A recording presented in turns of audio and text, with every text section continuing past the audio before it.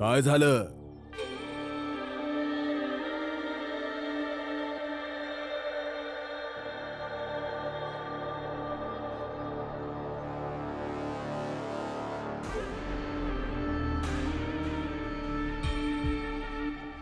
आज वाढदिवसाच्या वेळी अशी एवढी शांतता का आहे?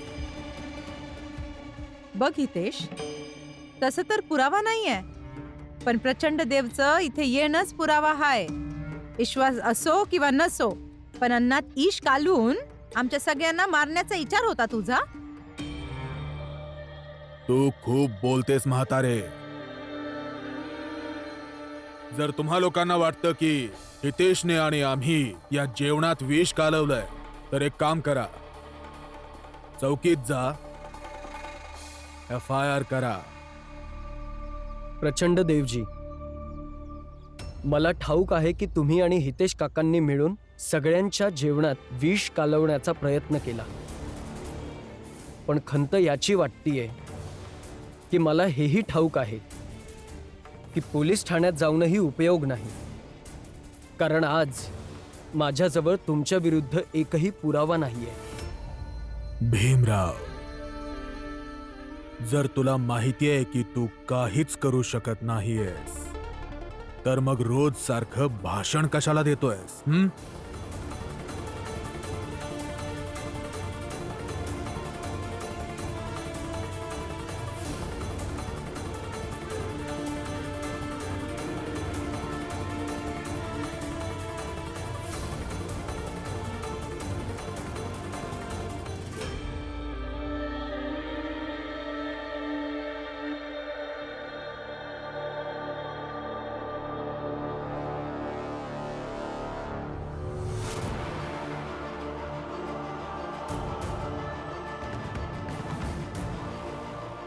काय झालं?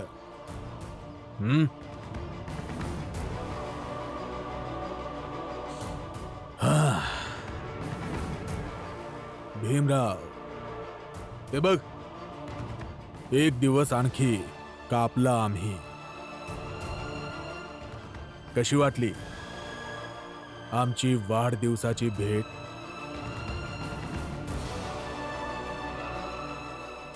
रामजी,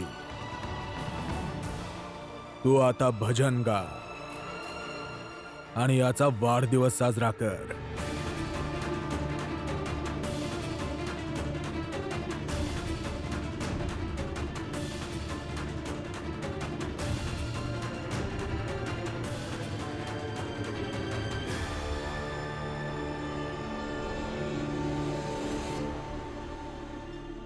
तुम्हा सर्वांच्या जीवाशी खेळण्याचा प्रयत्न झाला, त्याबद्दल मी तुमची क्षमा मागतो.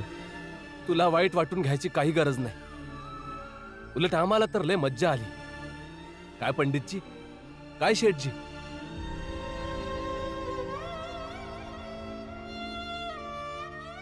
पिद्दी,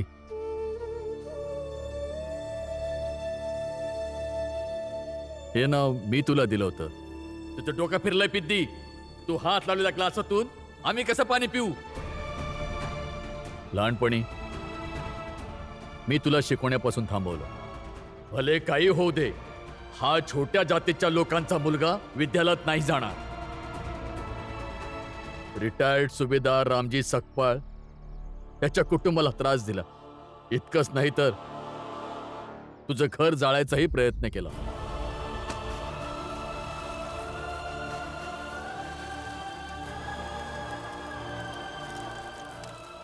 असं असूनही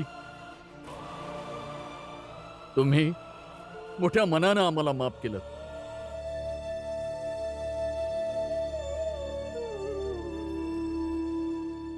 माझं मन सांगतं तू एक दिवस खूप मोठा माणूस होशील, खूप मोठा.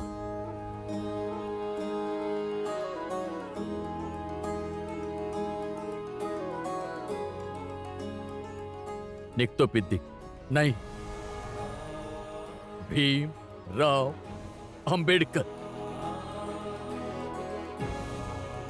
अजून थोडे दिवस राहिला असता तर आम्हाला बरं वाटलं असतं. काय बी गरज नाहीये.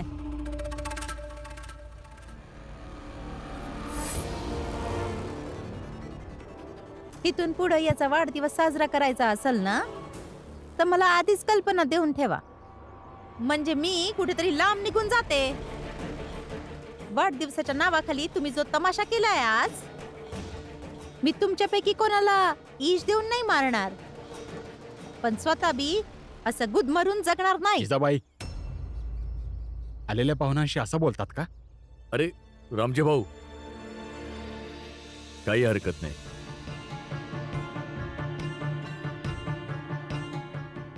आत्या, मुलं घरात एकटी आहेत, आपल्याला जायला हवं.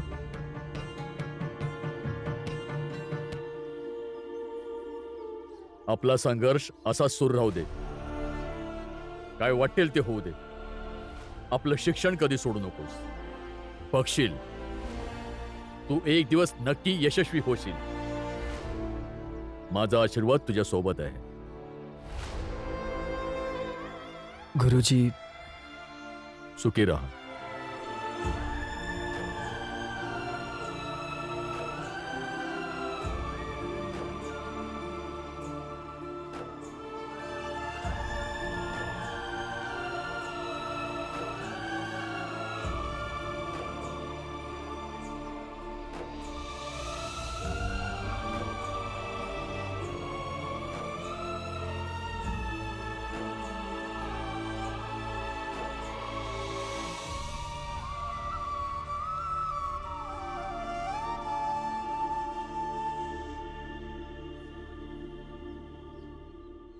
भिवा,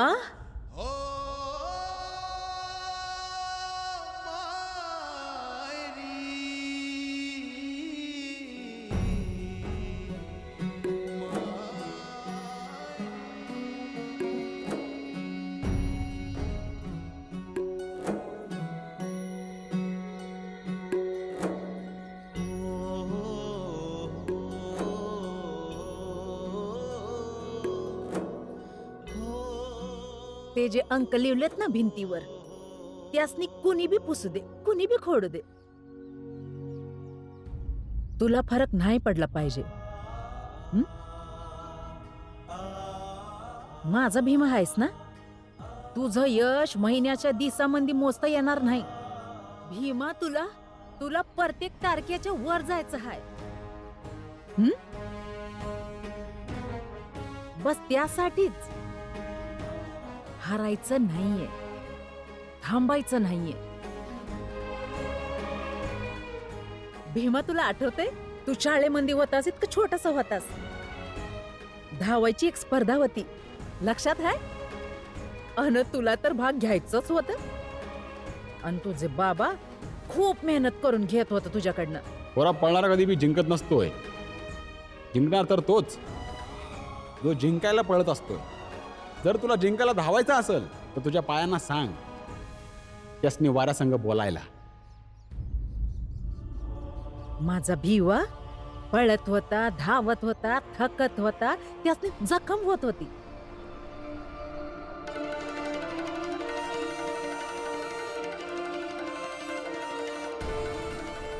पण त्याने धीर नाही सोडला.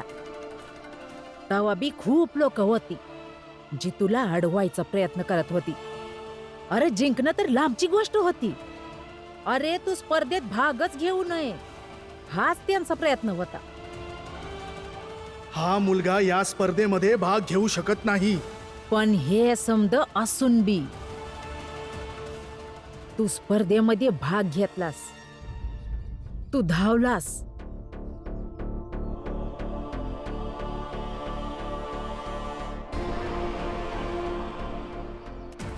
तू आता जिंकणारच होतास. कुणीतरी कपटानं तुला धक्का मारून खाली पाडलं.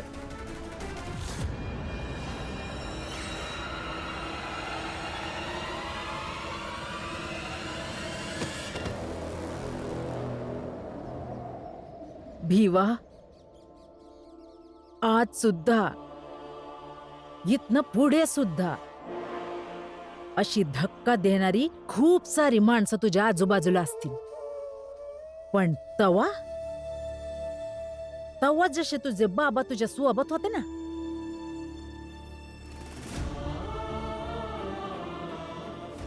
तसेच आज बी ते सोबतच आहेत. भीमा, तुझे बाबा नेहमी तुझ्या सोबत असतील, समजतोयस ना? आणि मी तर आहेच. कुठं जाईन मी तुला सोडून? तू थोडंच मला जाऊ देणार आहेस. भीमा, आजचा हा दिस 14 एप्रिल फक्त साताऱ्यातच नाही, फक्त मुंबईत नाही, साऱ्या जगात साजरा केला जाईल.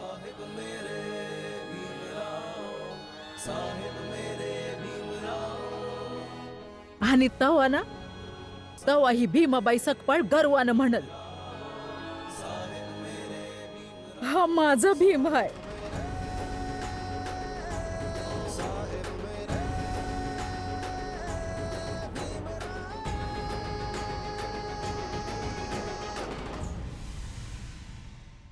आता जाऊ मी?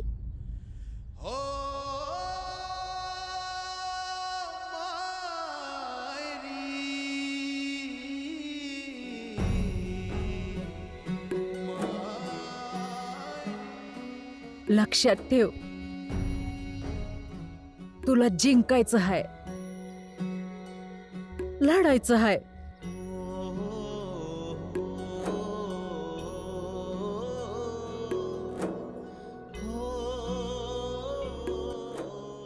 आई, नाही थांबणार आई. मी लढेन, मी जिंके नाही.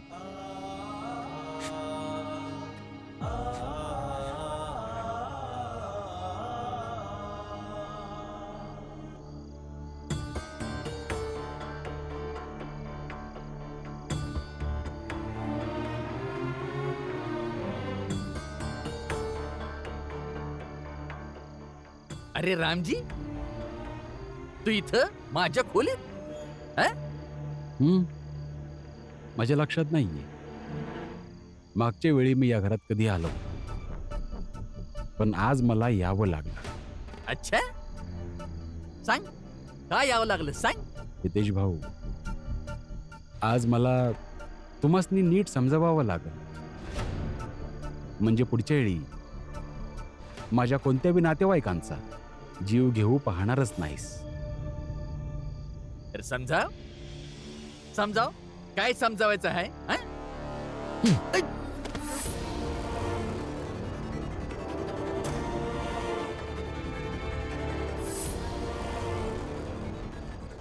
तुझी ही हिम्मत?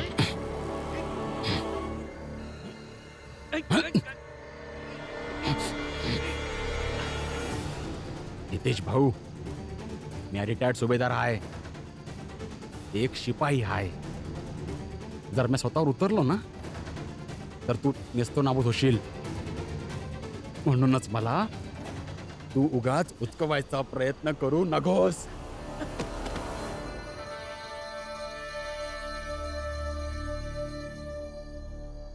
रामजी, आता तर मी तुला बघून घेईनच. आता मी तुला तोंड दाखवायला जागा नाही ठेवणार. आता भीमराव आणि तुझ्या कुटुंबाला बघच बघच आता मी काय कारस्थान करतो ती. लक्ष्मी, हा आत्या. किती छान वाटत होतं ना. सगळे साताऱ्यातून आले, भीमचा वाढदिवस किती छान साजरा केला. समद्यांनी भीमला सदिच्छा दिल्या, आशीर्वाद दिले. ठाऊक आहे लक्ष्मी, या सदिच्छा आशीर्वाद आयुष्यात लई कामी येतात. बघितलं, त्याच्यामुळे आपल्या घरातली उदासीनता गेली आणि जगण्यासाठी एक नवीन ऊर्जा निर्माण झाली. वय ना?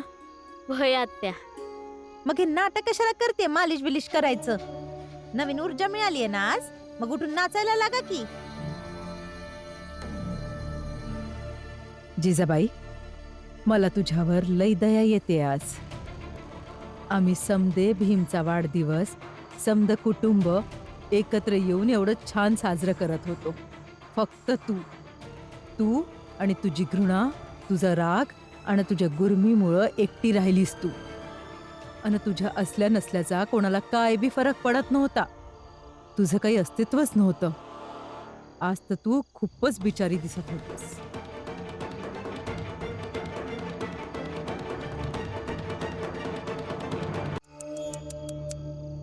मला तुमच्या सहानुभूतीची अजिबात गरज नाहीये. तुम्ही फक्त इतका विचार करा की तुमच्या लाडक्या भीमकडं आता फक्त 3 दिवस राहिले पैसे जुळवण्यासाठी. लक्षात तर असेलच ना तुमच्या. आता विचार करा की या 3 दिवसामध्ये पैशांची व्यवस्था कशी काय करणार तुम्ही. गप्प का झाला? आता ऐकवायला काही शब्द नाहीये तुमच्याकडे. मला शहाणपणा शिकवण्याऐवजी याचा विचार करा की आता तुमचा लाडका भीम शिक्षण कसं घेणार पुढं. मी काय करते, मला काय करायला हवं, मी काय बोलते, यावर जास्त डोकं लावत नका बस. मला बिचारी म्हणतायत.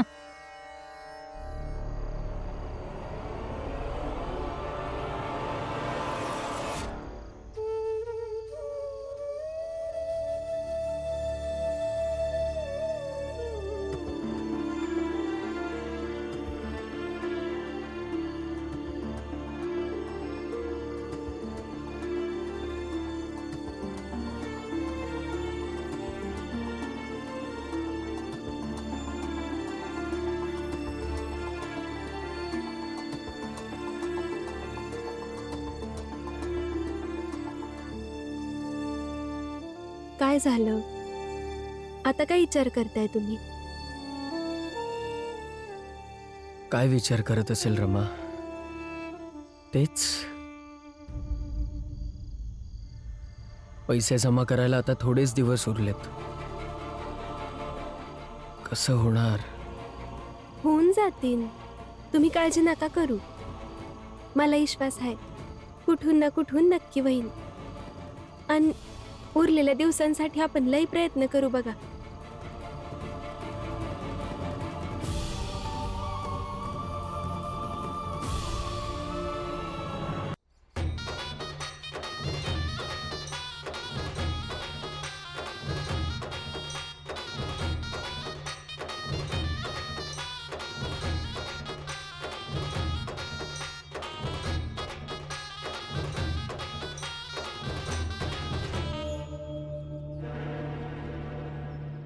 भीमराव, कालपर्यंत तू लय ढोल वाजवलास. आज आम्ही बी यासनी मनोरंजनासाठी बोलवून आणले. आजपासून तुझं शिक्षण पुरे होस्तोवर आम्ही रोज मनोरंजन करणार. बिचाराने खूप धांगडधिंगा घातला, पण पैशाचा जुगाड अजूनपर्यंत नाही झाला. आणि हा रामजी कालपर्यंत तर हवेच्या घोड्यावर उडत होता. असं वाटतंय याला त्याच घोड्याने टांग मारून खाली आपटले. बिचारा रामजी. हितेश, तुम्ही कोणाचं मनोबळ वाढवू नाही शकत ना कधीच. पण निदान एखाद्याला दुःख होईल अशा तरी गोष्टी नका बोलू ना. डल्ली अम्मा, तू आहेस ना भीमाला गैरसमजात ठेवण्यासाठी. मग दाखव त्याला आशा की पैशांची व्यवस्था होईल म्हणून. आम्ही लोक तुमच्यासारखी खोटी आशा नाही धावू शकत. भीमराव, तुझ्या शिकण्याचं सपान आता थुळीला मिळालंय.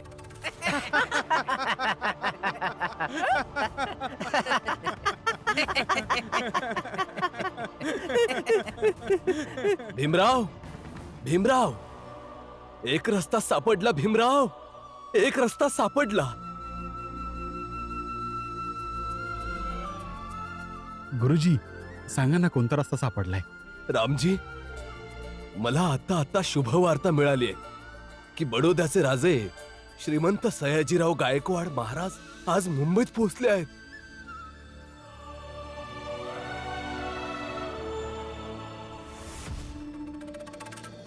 फर्जंदे खास दौलते इंग्लिशिया श्रीमंत महाराजा सर सेना विशेष खेल शमशेर बहादूर महाराज गायकवाड ऑफ बडोदा यांचे आगमन होत आहे. हो